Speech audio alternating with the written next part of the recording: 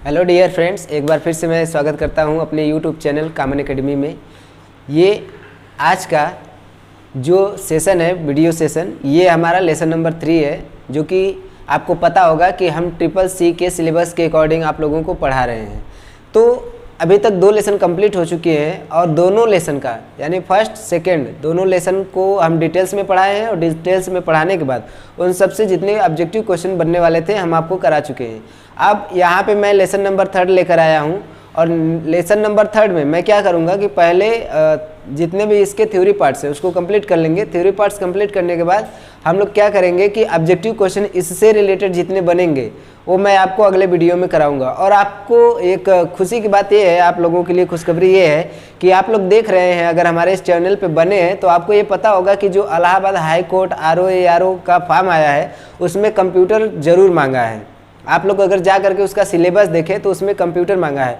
1-2 form निकले हुए हैं इलाहाबाद हाई कोर्ट के, एक में कंप्यूटर असिस्टेंट के पद पे है और दूसरा है RO में। तो RO में भी अगर जाकर आप देखें तो उसमें कंप्यूटर सब्जेक्ट मांगा है। तो उसमें आपको पता ही होना चाहिए कि अगर कंप्यूटर मांगा है तो कंप्यूटर से रिलेटेड क्वेश्चन ज़रूर आएंगे। हो सकता है मेरे आवाज़ में कुछ प्रॉब्लम्स हो, क्योंकि मौसम बदल रहा है तो थोड़ा सर्दी जुकाम का मौसम है, तो थोड़ी सी प्रॉब्लम हो सकती है, बट कोई बात नहीं।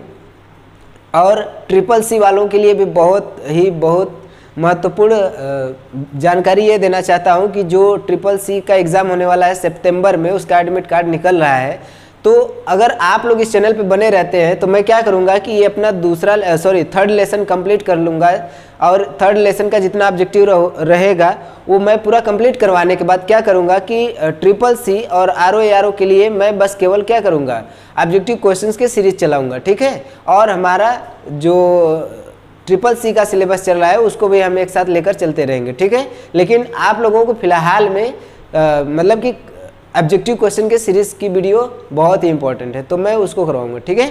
तो चलिए हम लोग लेसन नंबर 3 स्टार्ट करते हैं, जो कि नाम है input and output devices. Lesson number 3 है इनपुट एंड आउटपुट डिवाइसेस। आप बोलेंगे कि सर ये तो आपने फर्स्ट वीडियो में, सेकेंड वीडियो में भी बताया, तो वहाँ पर बस केवल हम ये बताए होंगे, बस नाम और उसका चित्र बताए होंगे, दिखाए होंगे। लेकिन इसमें क्या है कि जब लेसन ही उस नाम से है तो कुछ विशेष तो होगा ही, आप लोगों को ये तो पता ही होना चाहिए। तो चलिए हम लोग आउटपुट डिवाइसेस और इनपुट डिवाइसेस में देखेंगे कि क्या क्या है और किसका क्या कार्य होता है, ठीक है। सबसे पहले हम लोग बात करेंगे इनपुट डिवाइसेस की। किसकी बात करेंगे? इनपुट डिवाइसेस की, कि इनपुट डिवाइसेस क्या है। तो देखिए सबसे पहला है कीबोर्ड। सबसे पहला इनपुट डिवाइस क्या है? कीबोर्ड की बात की जा रही है। तो कीबोर्ड देखिए यहाँ पे जो लाइन लिखा है, पहले मैं उसको पढ़ूंगा फिर आप लोगों को बताऊंगा। When key is pressed, keyboard interacts with a keyboard controller and keyboard buffer. Keyboard controller stores the code of pressed key in keyboard buffer, and there are different types of keyboard such as QWERTY, Dvorak and AZERTY. तो यहाँ पे बता रहा है कि जब हम किसी भी की को प्रेस करते हैं कीबोर्ड से तो क्या करता है कि जो की प्रेस किया गया है वो क्या करता है, कीबोर्ड बफर से वो इंटरेक्ट करता है। क्या करता है? इंटरेक्ट करने के बाद हमको उसका आउटपुट देता है। कहाँ पे? मॉनिटर के ऊपर। जैसा कि आपको पता होगा कि मॉनिटर हमारा आउटपुट डिवाइस है। तो जब हम की को प्रेस करते हैं, जबकि कीबोर्ड हमारा इनपुट डिवाइस है, की को प्रेस करते हैं तो की प्रेस होने के बाद वो जो की प्रेस किए हैं वो कीबोर्ड के बफर में जाता है और वहाँ प्रोसेसिंग होने के बाद हमको उसका आउटपुट कहाँ पे दिखाई देता है? मॉनिटर पे। देखिए यहाँ पे कुछ कीबोर्ड्स के टाइप दिए हैं कि कौन कौन से प्रकार के होते हैं। तो QWERTY, Dvorak एंड AZERTY नाम के 3 क्या है कीबोर्ड के टाइप्स है। आइए नेक्स्ट देखते हैं कि इसका वर्क क्या है। कीबोर्ड में देखिए कि आप लोग देखे होंगे तो बहुत सारे बटन्स होती हैं, बहुत सारी बटन्स होती है। तो उस बटन्स का भी अलग अलग नाम होता है कि कौन सी बटन को क्या कहते हैं, ठीक। तो सबसे पहले बात करेंगे अल्फा न्यूमेरिक की अल्फा न्यूमेरिक की। तो आपको ये जो कीबोर्ड दिखाई दे रहा है तो अल्फा न्यूमेरिक की किसको कहेंगे? कहाँ से कहाँ तक को लेकर के हम अल्फा न्यूमेरिक की कहेंगे, कहाँ से कहाँ तक? तो देखिए जो हमारा A से Z होता है, A से Z और 0 से 9, तो इसको अल्फा न्यूमेरिक कहते हैं, क्योंकि भाई ए से जेड को हम लोग अल्फ़ाबेट कहते हैं, अगर इंग्लिश में देखा जाए तो अल्फ़ाबेट कहते हैं पूरा पूरा, और नंबर को हम लोग न्यूमेरिक बोल दे रहे हैं, तो ये हो गया अल्फ़ा न्यूमेरिक। क्या? अल्फ़ा न्यूमेरिक की। तो यानी कि ऐसे की यानी बटन्स जिसपे क्या हो ABCD यानी ए से जेड तक हो, और 0 से 9, 0 से 9 देख रहे हैं आपको यहाँ पे 0, फिर यहाँ पे 1 2 3 4 5 6 7 8 9, और यहाँ से देख रहे हैं AQERT ऐसे करके लिखा हुआ है। तो ये बटन्स और इस बटन्स को मिला करके हम लोग बोलते हैं अल्फा न्यूमेरिक की। क्या बोलते हैं? Alpha numeric. आइए अब इसी में और बाकी सारी बटन्स दी हुई हैं, तो उनके बारे में भी हम लोग जानते हैं कि बाकी उन सब बटन्स को क्या कहते हैं। देखिए नेक्स्ट है न्यूमेरिक की, नेक्स्ट है न्यूमेरिक की। देखिए वो अल्फा न्यूमेरिक था, लेकिन इस बार क्या है? न्यूमेरिक की, सिर्फ नंबर की बात कर रहा है। किसकी? इसमें अल्फा और नंबर दोनों नहीं है, इसमें सिर्फ नंबर की बात कर रहा है, क्योंकि न्यूमेरिक की ये कह रहा है कि located at the right side of the keyboard, यानी ये कीबोर्ड के राइट साइड में दिखता है। अगर हम लोग देखें, अगर आप लोग अगर पास में जाकर के कीबोर्ड को देखे होंगे या यूज़ करते होंगे, तो आप लोग देखे होंगे कि कीबोर्ड के राइट साइड में जब आप जाएंगे तो आपको 0 से लेकर के 9 तक, 0 से लेकर के 9 तक नंबर दिए रहते हैं, और इस नंबर को यानी कि नंबर वाले यहाँ से यहाँ तक के बटन को, सॉरी यहाँ पे ये नहीं रहेगा, यहाँ 0 से लेकर के जितने भी नंबर वाले बटन्स हैं इसको ही हम लोग क्या कहते हैं? न्यूमेरिक की कहते हैं। ठीक है, तो यहाँ से ये क्लियर हो गया होगा। देखिए अल्फा न्यूमेरिक अलग है, अल्फा न्यूमेरिक में आपका यहाँ से लेकर के यहाँ तक वाला आ जाएगा नंबर, और अल्फा का मतलब कि अल्फ़ाबेट वाले जितने भी लेटर्स है A से Z तक, तो अल्फा न्यूमेरिक में आएंगे। लेकिन न्यूमेरिक की जो राइट साइड में आपको दिखता है, राइट साइड में 0 से पूरा 9 तक जितने नंबर रहते हैं, यानी जिस की पे नंबर दिए रहते हैं वो न्यूमेरिक की होता है। आइए नेक्स्ट देखते हैं, और इसमें कौन से की होती हैं? Function keys. फंक्शन कीज देखिए आप लोग तो शायद फंक्शन की का इस्तेमाल बहुत कम किए होंगे, लेकिन मैं तो बहुत ज़्यादा किया हूँ। तो यहाँ पे फंक्शन की क्या है? फंक्शन की ये क्या है? यहाँ पे देखिए F1, यहाँ आपके कीबोर्ड में F1 से लेकर के F12 तक बटन दी होती है, F1 से लेकर के F12 तक बटन दी होती है ऊपर एकदम। जैसे ही इस्केप के सामने यहाँ पे कॉर्नर में, लेफ्ट साइड कॉर्नर में आप देखेंगे तो एक बटन दी होती है इस्केप का, उसका एक अलग अपना काम है, उसके बारे में अभी मैं बताऊंगा। लेकिन इस्केप के जस्ट आगे की जितने भी कीज़ हैं उस पर F1 F2 ऐसे करके F12 तक दिया हुआ है, तो उस बटन्स को या उस कीज़ को हम लोग कहते हैं कौन सा कीज़? फंक्शन कीज़, क्योंकि F से ही पता चल जा रहा है कि फंक्शन होगा, है ना। और हर एक बटन का अपना अलग अलग काम होता है। कभी कभी हम लोगों का सिस्टम खराब, कहने का मतलब विंडोज़ करप्ट हो जाता है, तो हम लोग विंडोज़ डालने के लिए इसमें से किसी एक की का प्रेस मतलब अलग जो भी मतलब कि हमारा ऑपरेटिंग सिस्टम होता है उसके हिसाब से हमको की प्रेस करना होता है। कभी कभी तो कंट्रोल से एस्केप और डिलीट बटन दबा करके भी हमको करना पड़ता है, तो सबका अपना अलग अलग काम है।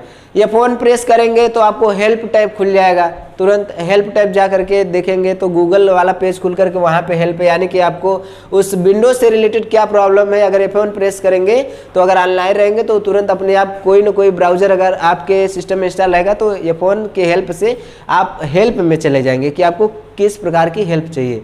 तो अलग अलग अपना इसका काम है। तो आपको ये पता चल गया होगा कि फंक्शन किसको कहते हैं, यानी कि F1 से लेकर के F12 तक जितने भी बटन्स होते हैं इनको क्या कहते हैं? फंक्शन कीज कहते हैं। आइए नेक्स्ट देखते हैं अदर कीज।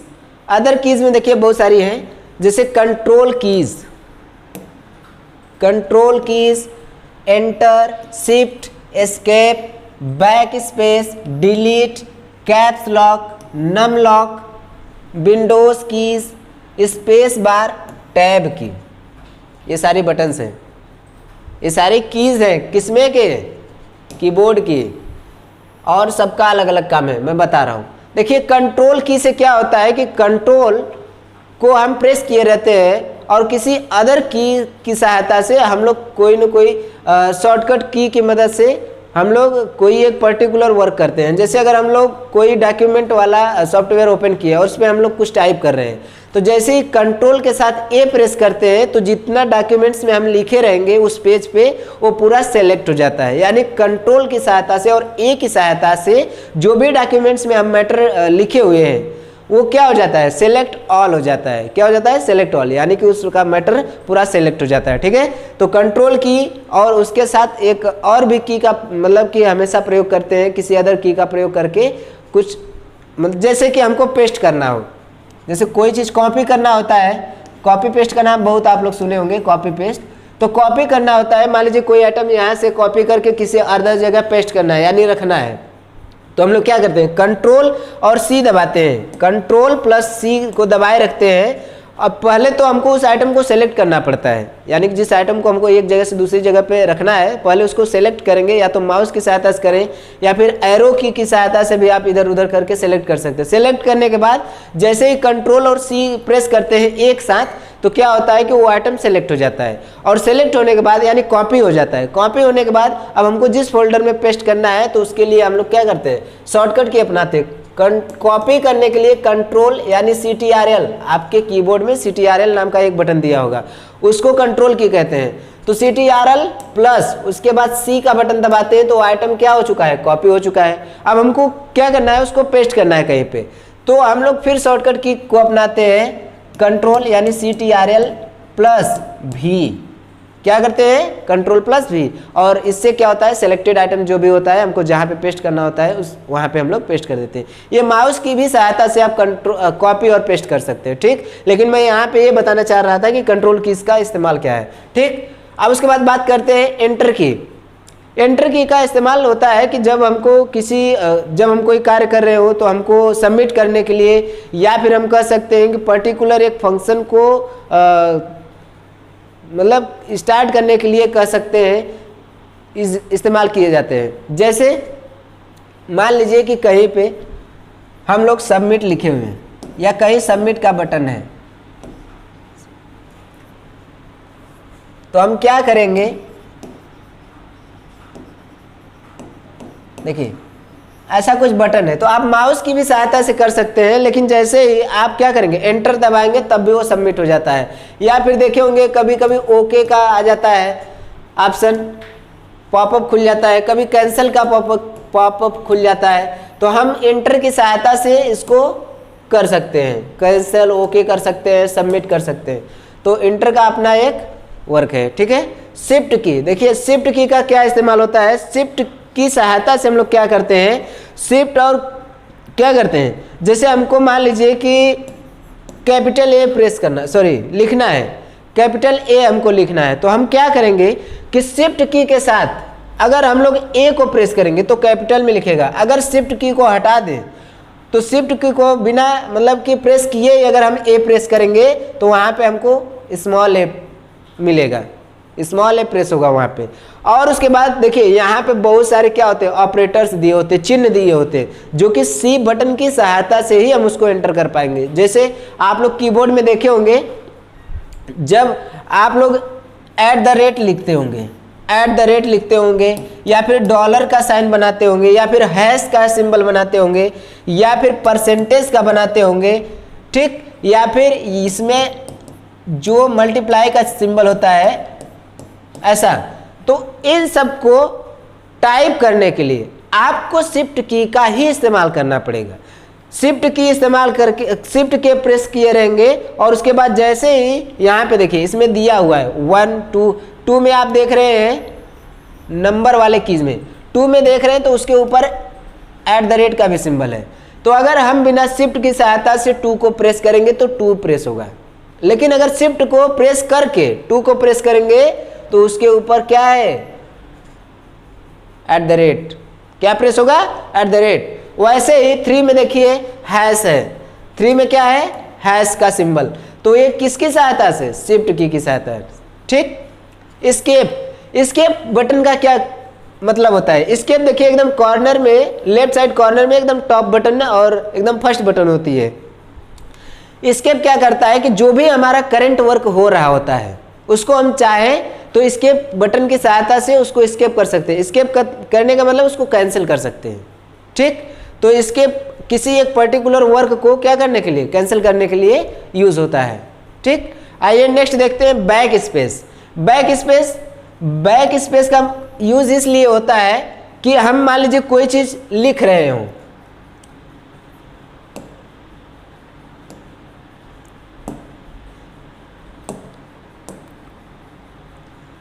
मान लीजिए हमने कुछ लिखा, यहाँ पे मैंने CCC लिखा या ऐसे मैं लिख रहा हूँ, तो आप देखेंगे कि जब लिखते होंगे तो ये कर्सर ब्लिंक करता होगा, यहाँ पे कर्सर ब्लिंक करता रहता है।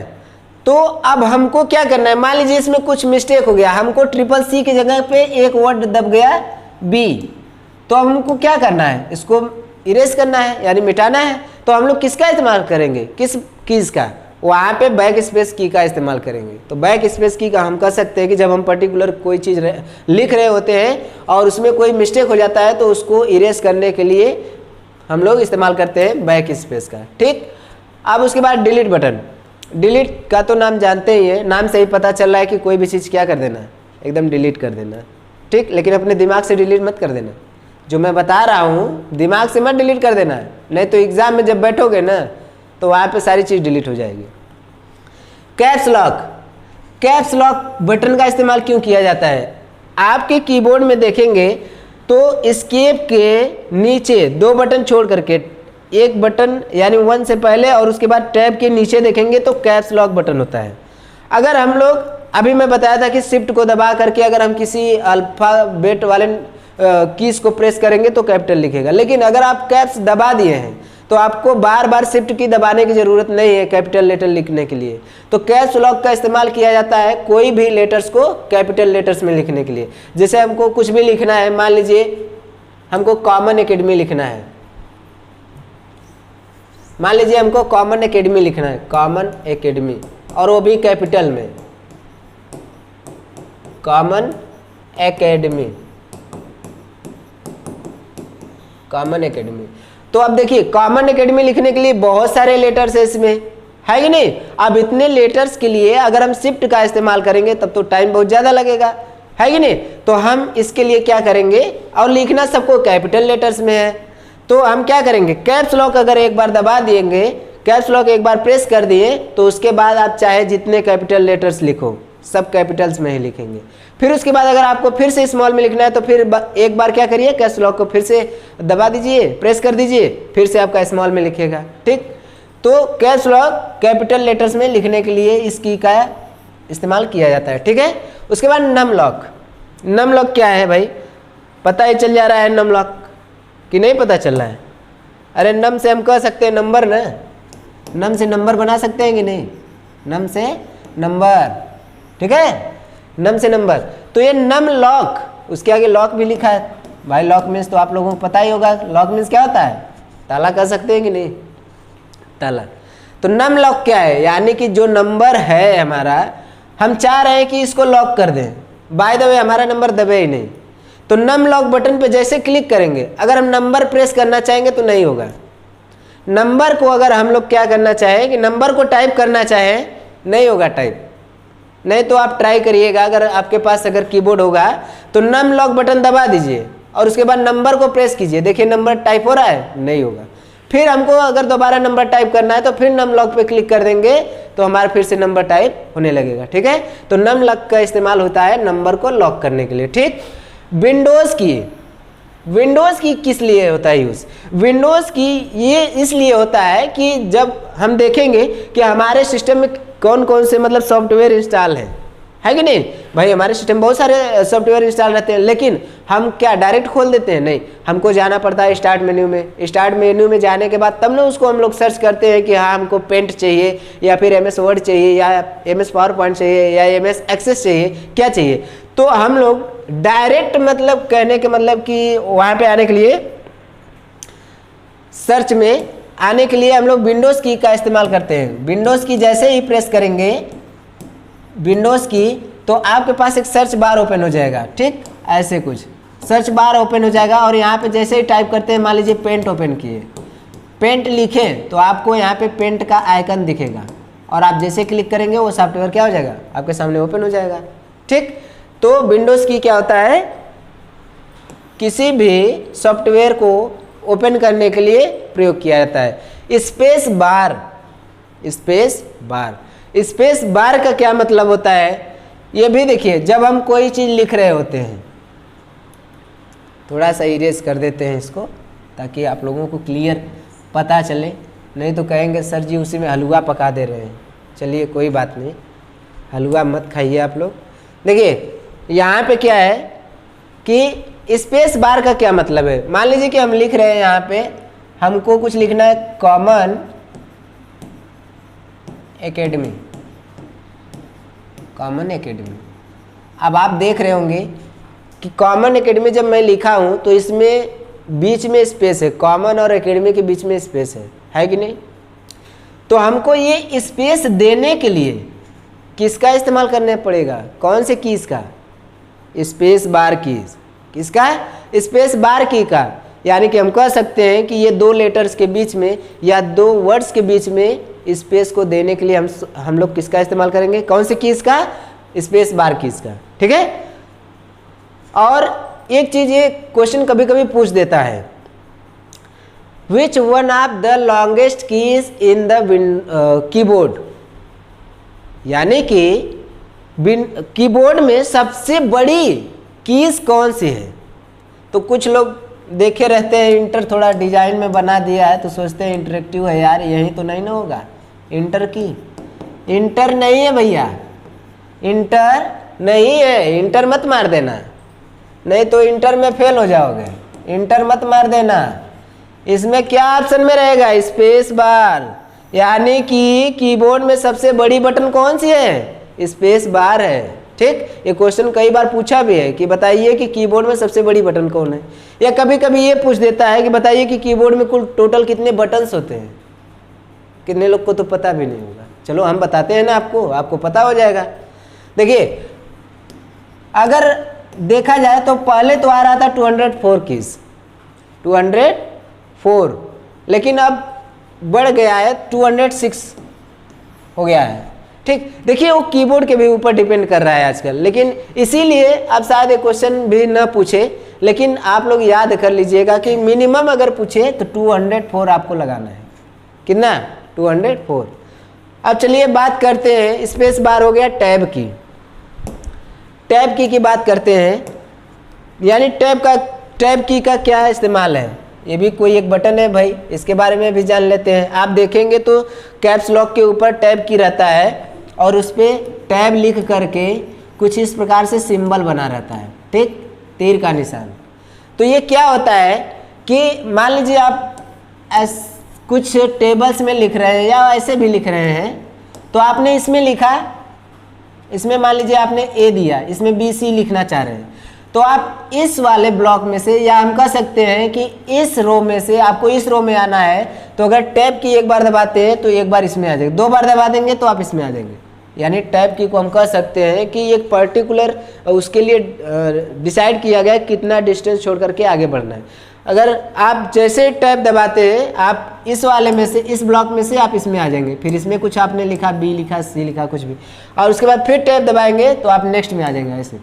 ठीक, तो टैब का इस्तेमाल। और शिफ्ट, मान लीजिए कि आप टैब दबा दिए, इसमें आपने लिख लिया और आपका कर्सर यहाँ पे ब्लिंक कर रहा है, तो अब आप क्या करेंगे कि जैसे ही शिफ्ट दबा करके टैब दबाएंगे तो ये ऐसे बैक आएगा। जैसे पहले इसमें से ऐसे से गया तो अब इसमें से आएगा। जैसे शिफ्ट दबा करके जैसे जैसे आप दबाते जाएंगे, प्रेस करते जाएंगे बटन्स को, टैब की को, वैसे वैसे पीछे आता जाएगा। ठीक, ये है टैब की।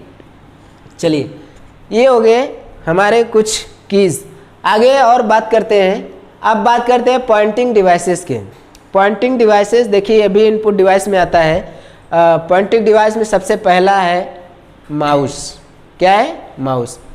पॉइंटिंग डिवाइस और इनपुट डिवाइस में कंफ्यूज मत होना है, ये सभी इनपुट डिवाइस के ही पार्ट्स हैं, बस नाम दे दिया गया। पॉइंटिंग का मतलब क्या होता है कि ये स्क्रीन पे आपको दिखाई देता है कि आप क्या कर रहे हैं और किसके द्वारा कैसे सेलेक्ट कर रहे हैं, क्या पॉइंट दिख रहा है उसमें, इसलिए इसको पॉइंटिंग डिवाइस कहा गया। माउस, माउस को आप देखे होंगे तो जैसे माउस आप इधर उधर मूव कराते हैं कंप्यूटर में कनेक्ट करने के बाद तो उसका जो पॉइंटर होता है, पॉइंटर वो क्या होता है, दिखता है कि नहीं कंप्यूटर स्क्रीन पे, इसलिए इसको पॉइंटिंग डिवाइस के भी नाम से जाना जाता है। लिखा है pointing device is used to communicate with the computer by pointing to the locations on the monitor. यानी कि पॉइंटिंग डिवाइस वो होता है जो कंप्यूटर से कम्युनिकेट करता है, और ये कैसे हमको पता चलता है, उसके लोकेशन से, और कहाँ पे दिखाई देता है, मॉनिटर पे, कि पॉइंटिंग डिवाइस हमारा मॉनिटर पे किस जगह पे है, और उसके द्वारा हम लोग क्या करते हैं, इनपुट देते हैं। देखिए एक माउस में कितनी बटन्स होती हैं, यहाँ पे दिया हुआ है माउस में कितनी बटन्स होती है। देखिए यहाँ पे बटन्स के बारे में दिया है, 3 बटन है। कितनी बटन है, 3, लेकिन 4 ठो काम करता है। बटन 3 ही है लेकिन काम 4 है। अब कहेंगे सर जी वो कैसे, हम बता रहे हैं ना। देखिए सबसे पहले जो लेफ्ट बटन है वो क्या होता है कि किसी एक पर्टिकुलर टास्क को सेलेक्ट करने के लिए आता है। जैसे आप मान लीजिए कि कहीं पे गए और माउस का आपने लेफ्ट बटन दबाया तो वो चीज़ सेलेक्ट हो गया है। अब आपको क्या करना है, अब अगर डबल क्लिक कर देते हैं उस पर तो वो चीज़ क्या हो जाएगा, ओपन हो जाएगा। सेलेक्ट अगर एक बार क्लिक किए तो सेलेक्ट हो गया, डबल क्लिक कर दिए तो वो चीज़ आपके सामने ओपन हो जाएगी। अब बात करते हैं राइट बटन की। तो राइट बटन जब हम क्लिक करते हैं किसी पर्टिकुलर एक फाइल में जाकर या किसी एक फोल्डर पे क्लिक करते हैं तो उसकी प्रॉपर्टीज़ को दिखाता है। राइट क्लिक क्या करता है, राइट क्लिक जैसे ही मान लीजिए हमारे पास कोई फोल्डर है, मान लीजिए कोई हमारे पास फोल्डर है, तो जैसे ही राइट क्लिक करेंगे, ये मान लीजिए फोल्डर है और इस पर राइट क्लिक किए तो एक हमारे पास छोटा सा विंडो ओपन हो जाता है। विंडो ओपन होकर के यहाँ पे लिखा रहता है व्यू बाय लिखा रहता है, या फिर बहुत सारी चीज़ डिलीट, कॉपी, पेस्ट, ऐसे। ठीक, तो ये क्या दिखा रहा है, यानी कि इस फोल्डर की प्रॉपर्टी को दिखा रहा है कि हम इसमें इतने सारे प्रॉपर्टीज़ को कर सकते हैं। और उसके बाद एक बीच में रहता है जो आप इधर उधर क्या करते हैं, फिंगर से मूव कराते हैं। ये चीज़ देखिए यहाँ पे बीच में जो दिया है ये क्या है, स्क्रॉल बटन। आप देखे होंगे कि जब पेज आपके सामने ओपन हो जाता है तो पेज क्या पूरा थोड़े नहीं दिखता है। अगर ज़्यादा बड़ा पेज है तो हमको उसको ऊपर नीचे करना पड़ता है, स्क्रॉल करना पड़ता है। कहने का मतलब ऊपर नीचे करने का मतलब स्क्रॉल करना पड़ता है। तो हम लोग माउस के स्क्रॉल बटन से करते हैं। अगर मान लीजिए कि आपको क्या करना है, कहीं आराम से करना है, तो आप इसको अगर क्लिक किए रहेंगे तो आप देखेंगे तो आपको ऐसा कुछ सिंबल बन जाएगा, ऐसा। आप उस पर क्लिक करके देखेंगे तो ऐसा सिंबल बन जाता है। और आप उसको थोड़ा सा ऊपर करेंगे तो पेज जो है नीचे भागेगा, नीचे करेंगे तो पेज ऊपर भागेगा। इसमें 4 काम होते हैं। आपको पता चल गया, 3 बटन्स तो सिंपली दिया है, पता ही चल गया कि हाँ स्क्रॉल, राइट, लेफ्ट। आइए नेक्स्ट देखते हैं, ट्रैक बॉल। ये भी देखिए एक पॉइंटिंग डिवाइस है, ट्रैक बॉल।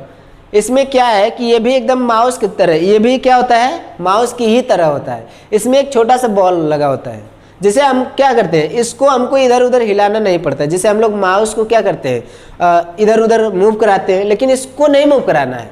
आपको जो भी करना है इस बॉल की सहायता से करना है। किसकी सहायता से, बॉल की सहायता से। इसीलिए इसका नाम क्या है, ट्रैक बॉल। और जो भी हम लोग इनपुट देंगे इस बॉल की सहायता से देंगे, और इसमें बटन्स लगी होती हैं। ठीक, हम जैसे कि मॉनिटर में क्या होता है, सॉरी माउस में क्या होता है, आप देखेंगे पॉइंटिंग डिवाइस रहता है ऐसा, सॉरी पॉइंटर रहता है माउस में, तो इसमें भी रहेगा।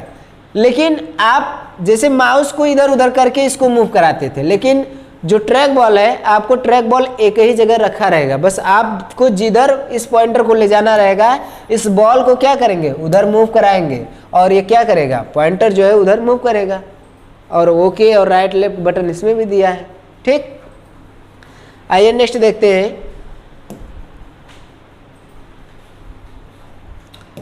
Track ball, light pen. देखिए लाइट पेन का इस्तेमाल तो इस समय बहुत ज़्यादा हो रहा है।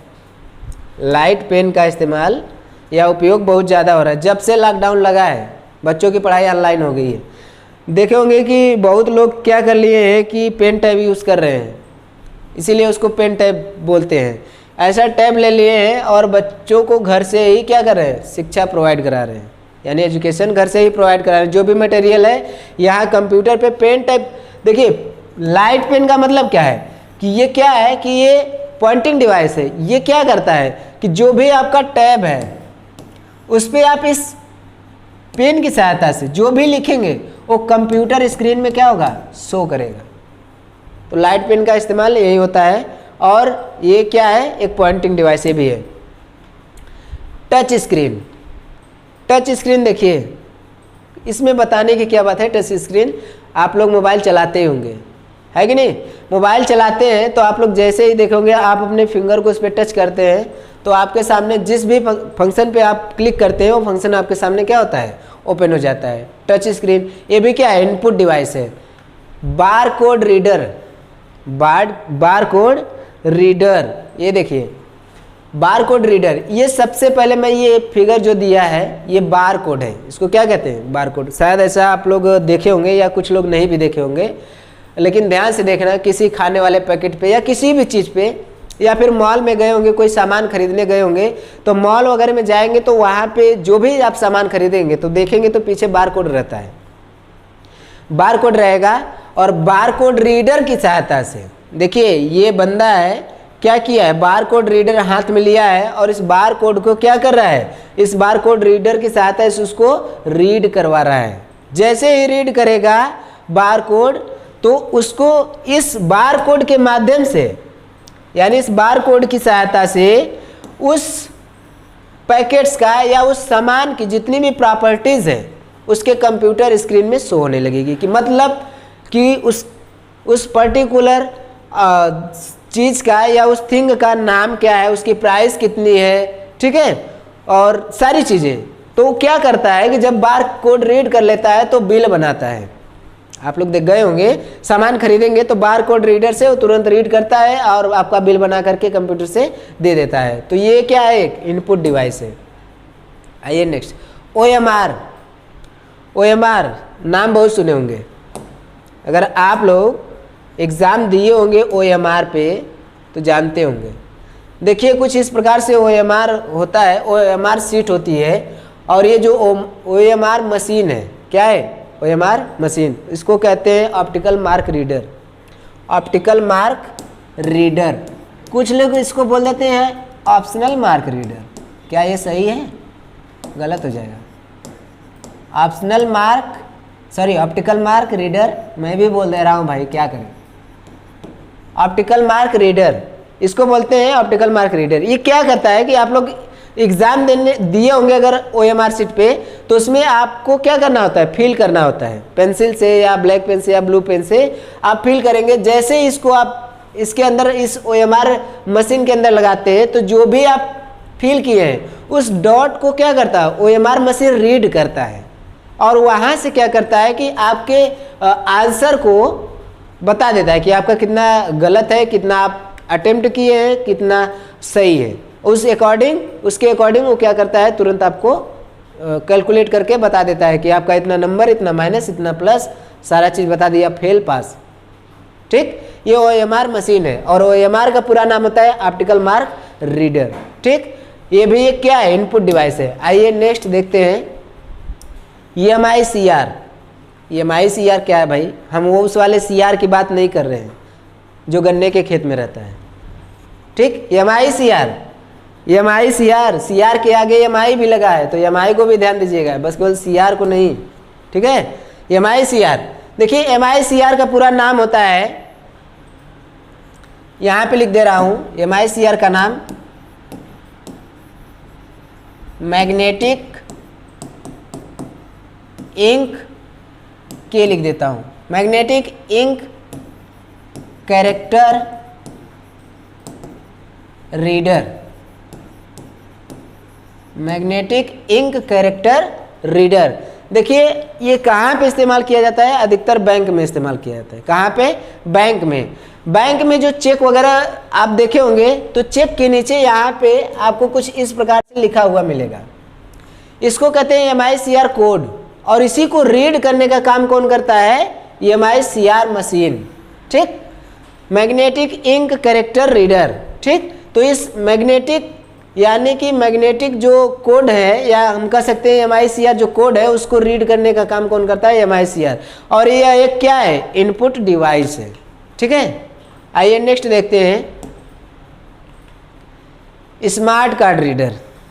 स्मार्ट कार्ड रीडर बहुत लोगों ने देखा होगा smart card reader. Smart card सबसे पहले हम बता देते हैं। देखिए स्मार्ट कार्ड आगे क्यों भग जा रहा है, चलिए देखिए यहाँ पे स्मार्ट कार्ड का मतलब ये है कि जो आपके पास कार्ड है, जैसे कि आप लोग देखे होंगे क्रेडिट कार्ड, डेबिट कार्ड या फिर एटीएम, कुछ लोग एटीएम बोलते हैं ना, तो वो एटीएम कार्ड, तो ये सभी क्या है, स्मार्ट कार्ड है। और स्मार्ट कार्ड को रीड करने वाली डिवाइस ये भी क्या होती है, एक इनपुट डिवाइस होती है। ठीक, तो आपको ऑप्शन में पूछ सकता है, इसलिए मैं सारी चीज़ें बता दे रहा हूँ एकदम क्लियर कि ये सारी चीज़ें पूछ सकता है कि कौन सा इनपुट डिवाइस है, कौन सा नहीं है। ठीक, तो उसमें बहुत सारे दे देंगे कि हार्डवेयर, सॉफ्टवेयर, कुछ भी नाम दे करके उसमें एक डाल देगा कि हाँ इसमें से कौन सा इनपुट डिवाइस है। तो बहुत सारे नाम है, इसीलिए तो मैं नाम और उसको इमेज की सहायता से इसलिए बता रहा हूँ ताकि आपको याद रहे, भूले न एग्जाम में। आइए नेक्स्ट देखते हैं।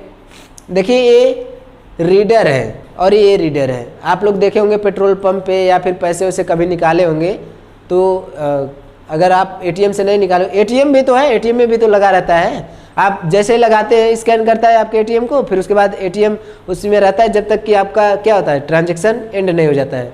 तो फिर उसके बाद वो भी क्या करता है, आपके स्मार्ट कार्ड को रीड करता है। तो उसमें भी स्मार्ट कार्ड रीडर लगा होता है। और ये अलग से देखिए मोबाइल में भी लग जाता है।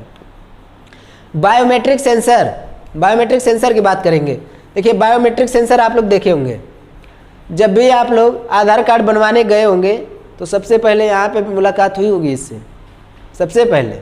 और उसी जगह से हमें लग रहा है कि पता भी चला होगा कि हाँ कुछ होता है कि नहीं, बायोमेट्रिक सेंसर उससे पहले भी है, लेकिन अधिकतर तो इसी जगह से पता चला जब हमारा आधार कार्ड बनने गया। तो वहाँ पे पहली बार हमें तो लग रहा है कि हम पहली बार उसी जगह गए थे, पहली बार उसी जगह इस बायोमेट्रिक सेंसर पे हम अपने फिंगर लगाए थे। फिर बाद में पता चला वो अच्छा ऐसा भी होता है। ठीक है, तो ये क्या है, बायोमेट्रिक सेंसर है। ये भी क्या करता है, आपके फिंगर से इनपुट लेता है यहाँ पे। ठीक, ये भी इनपुट डिवाइस है। नेक्स्ट स्कैनर तो आप इसके बारे में जानते हैं, लेकिन फिर भी बता देता हूँ कि स्कैनर क्या काम करता है। इसमें आप अपने डॉक्यूमेंट्स को रख करके जैसे ही ऊपर वाला ये ऐसे बंद करेंगे और स्कैन करने के वाले बटन पे क्लिक करेंगे, वो डॉक्यूमेंट पूरा क्या हो जाएगा, स्कैन हो जाएगा। और चाहेंगे तो आप उसका प्रिंट आउट भी निकलवा सकते हैं या फिर अपने कंप्यूटर में भी उसको सेव करके रख सकते हैं। ये है स्कैनर। माइक्रोफोन, देखिए माइक्रोफोन ये भी इनपुट डिवाइस है। जब आप लोग देखिए यहाँ पे एक लेकर के गा रहा है, वो ऐसे गाना सुनाई नहीं दे रहा है, गाने दीजिए इसको। ये क्या है, माइक्रोफोन है। ये भी क्या है, इनपुट डिवाइस है। जब हम बोलते हैं तो क्या करता है, इनपुट लेता है और उसके बाद क्या होता है कि साउंड की सहायता से यानी स्पीकर की सहायता से वो हमारे इनपुट को आउटपुट के रूप में कन्वर्ट कर देता है। ठीक, नेक्स्ट वेब कैमरा या वेब कैम, शॉर्ट में वेब कैम बोलते हैं। वेब कैमरा का इस्तेमाल देखिए आजकल बहुत ज़्यादा हो रहा है यूज़। ठीक, वेब कैमरा का इस्तेमाल बहुत जगह हो रहा है। ठीक है, तो ये भी हमारा क्या है, इनपुट डिवाइस है। नेक्स्ट अब बात करते हैं आउटपुट डिवाइसेस की। तो आउटपुट डिवाइसेस में देखिए फर्स्ट है CRT मॉनिटर। क्या है, CRT मॉनिटर। पहला तो मॉनिटर होता है, लेकिन मॉनिटर में भी देखिए कौन कौन सा मॉनिटर, CRT मॉनिटर, फिर उसके बाद है LED, फिर उसके बाद है LCD और उसके बाद है 3D मॉनिटर। अब कहेंगे सर ये सब तो ये कहीं सेम जैसा दिख रहा है, फिर कहाँ इसमें कुछ अलग अलग बताए हैं। देखिए इस LED अलग होता है। ठीक, इसमें क्या होते हैं, इनको कैसे डिसाइड किया गया है कि नहीं ये LED है या फिर LCD है या 3D मॉनिटर है। पिक्सल क्या होता है, पिक्सल की सहायता से इसको अलग अलग किया गया है, किसका सबसे ज़्यादा पिक्सल है, किसका कम है। ठीक है, इस प्रकार से इसको डिवाइड किया गया है। तो ये क्या है, हमारे पास कुछ मॉनिटर के नाम है, तो आप इसको याद कर लीजिएगा। पहला CRT मॉनिटर। CRT मॉनिटर पहले आप लोग देखे होंगे कि टीवी की तरह आता था, टीवी की तरह आता था और पीछे वाला हिस्सा बहुत ज़्यादा निकला रहता था ऐसे। ठीक, ये CRT होता था। और CRT का पूरा नाम शायद आपको पता होगा, अगर आप लोगों ने फिजिक्स या केमिस्ट्री में पढ़े होंगे। CRT का पूरा नाम क्या होता है, cathode ray tube, cathode ray tube, CRT screen. CRT monitor में कैथोड रे ट्यूब लगी होती थी, जिससे क्या होता था, जो भी पिक्चर होता है रिफ्लेक्ट होकर के हमारे इस स्क्रीन पे दिखाई देता था। ठीक है, आइए नेक्स्ट देखते हैं आउटपुट डिवाइस। ये हो गया मॉनिटर, मॉनिटर और वीडियो, देखिए यही है। अब बात करते हैं प्रिंटर्स की। प्रिंटर भी हमारा एक आउटपुट डिवाइस है। अब प्रिंटर्स में देखेंगे, प्रिंटर भी दो प्रकार से डिवाइड कर दिया गया है, एक इम्पैक्ट प्रिंटर और दूसरा नॉन इम्पैक्ट प्रिंटर। तो इम्पैक्ट प्रिंटर में देखिए कुछ यहाँ पे नाम दिए हैं। इम्पैक्ट प्रिंटर्स में आता है dot matrix printer, Daisy wheel printer, और उसके बाद लाइन प्रिंटर, और उसके बाद ड्रम प्रिंटर। और उसके बाद बात करते हैं नॉन इम्पैक्ट प्रिंटर की। तो इसमें देखिए फर्स्ट है इंकजेट, सेकेंड है थर्मल प्रिंटर, उसके बाद लेज़र प्रिंटर, इलेक्ट्रोमैग्नेटिक प्रिंटर, और उसके बाद है इलेक्ट्रोस्टैटिक प्रिंटर। अब हम इन सब के चित्र को भी एक बार देख लेते हैं और क्लियर हो जाएगा। देखिए यहाँ पे डॉट मैट्रिक्स प्रिंटर, ये है लाइन प्रिंटर, और उसके बाद ये है ड्रम प्रिंटर। और उसके बाद ये सब किसके पार्ट्स हैं, ये सब पार्ट्स हैं इम्पैक्ट प्रिंटर के। और नॉन इम्पैक्ट में देखिए क्या है, फर्स्ट है इंकजेट, सेकेंड है आपका लेज़र प्रिंटर, और थर्ड ये देखिए प्रिंटर नहीं है, ये प्लॉटर है, लेकिन काम एकदम प्रिंटर के ही तरह करता है, क्योंकि ये प्लॉटर जो है वो बहुत बड़े बड़े चीज़ों को प्रिंट करने का काम करता है। जैसे बैनर, फ्लैक्स बैनर जो बनते हैं ना बड़े बड़े, वो किससे निकाले जाते हैं, वो प्लॉटर से। नेक्स्ट देखिए हेडफोन्स और यहाँ पे स्पीकर्स, ये दोनों क्या है, ये भी तो आउटपुट डिवाइस है। इसके द्वारा क्या होता है, अभी मैंने बताया कि अगर कोई माइक्रोफोन से बोलता है तो माइक्रोफोन इनपुट डिवाइस है, वो उससे क्या करता है, आवाज़ को कैप्चर करता है, और उस आवाज़ को हमको किसके माध्यम से सुनाई देता है, आउटपुट डिवाइस के माध्यम से। जैसे स्पीकर हो गया, हेडफोन्स हो गया, ये सब क्या है, आउटपुट डिवाइस है। अब बात करते हैं इनपुट आउटपुट पोर्ट की। पोर्ट क्या होता है, चलिए देख लेते हैं पोर्ट। पोर्ट देखिए यहाँ पे ये पहला है पैरेलल पोर्ट। आप देखेंगे कंप्यूटर के सीपीयू में, जब कंप्यूटर सेट के सीपीयू में देखेंगे तो पीछे कुछ इस प्रकार का आपको कुछ पोर्ट दिखाई देते हैं, जिसका अलग अलग नाम है, उसी को इनपुट आउटपुट पोर्ट कहते हैं, और उन पोर्ट को हम दिखा रहे हैं। देखिए ऐसा जो पिन वाला दिखाई देता है कुछ इस प्रकार सा, उसको कहते हैं पैरेलल पोर्ट। और नेक्स्ट आपका क्या है, सीरियल पोर्ट। इन दोनों को क्या कहते हैं, सीरियल पोर्ट। नेक्स्ट देखिए ये है यूएसबी पोर्ट। यूएसबी पोर्ट है, आप लोग देखे होंगे कंप्यूटर में, और उसके बाद देखे होंगे कि ऐसा यूएसबी पोर्ट अलग से भी मिलता है, और कंप्यूटर में पहले से जगह दिया होता है, यूएसबी पोर्ट लगा रहता है। उसमें हम लोग क्या करते हैं, ये अपना यूएसबी लगाते हैं, पेन ड्राइव लगाते हैं, या कुछ हमको माउस और या फिर कीबोर्ड लगाते हैं। तो देखिए यूएसबी है क्या, यूएसबी क्या है, हम लोग यूएसबी तो बोल रहे हैं, लेकिन यूएसबी है क्या, यूएसबी क्या है, इसका पूरा नाम होता है यूनिवर्सल सीरियल बस। यूनिवर्सल सीरियल बस ये होता है यूएसबी का पूरा नाम। और आप लोग देखे होंगे कि कुछ इस प्रकार से ये जो है, ये वायर जो है, इसी को यूएसबी कहते हैं। इसको क्या कहते हैं, यूएसबी। हम लोग जाते हैं, हमारा डाटा केबल ख़राब हो जाता है चार्जर वाला, तो चार्जर वाला जो चार्जर का केबल है वो भी हमारा क्या है, एक यूएसबी केबल है, ठीक। और उसको जिस जगह पे लगाते हैं उसको कहते हैं यूएसबी पोर्ट। क्या कहते हैं, यूएसबी पोर्ट। अबे मत कह देना कि जो केबल है उसी को हम लोग यूएसबी पोर्ट कहते हैं, वो यूएसबी केबल है। लेकिन जहाँ पे उस केबल को हम लोग क्या करते हैं, इन करते हैं, या फिर जहाँ पे हम उसको लगाते हैं वो हमारा क्या हो गया, यूएसबी पोर्ट हो गया, ठीक। आइए नेक्स्ट देखते हैं। देखिए ये है फायरवायर पोर्ट। क्या है, फायरवायर पोर्ट।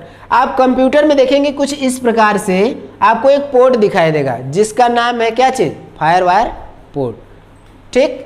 तो आज के लिए इतना ही। लेसन नंबर 3 में बस केवल इनपुट और आउटपुट डिवाइस के ही बारे में था। अब हमारा आने वाला जो वीडियो होगा लेसन नंबर 3 से जितने भी ऑब्जेक्टिव बनने वाले क्वेश्चन हैं, मैं उसको उस वीडियो में लेकर आऊँगा। और तब तक हमारे साथ बने रहिए कॉमन एकेडमी में, और हमारे चैनल को लाइक शेयर और सब्सक्राइब करना न भूलें। देखिए मैं एक चीज़ बता देना चाहता हूं कि अगर आप लोग हमारे चैनल पे बने रहते हैं तो मैं दावा करता हूं कि आपका CCC और जितने भी कॉम्पिटिटिव लेवल्स के एग्ज़ाम है बहुत ही आसानी, जितने भी क्वेश्चन पूछे जाएंगे कंप्यूटर से इसमें से सब फंसेंगे।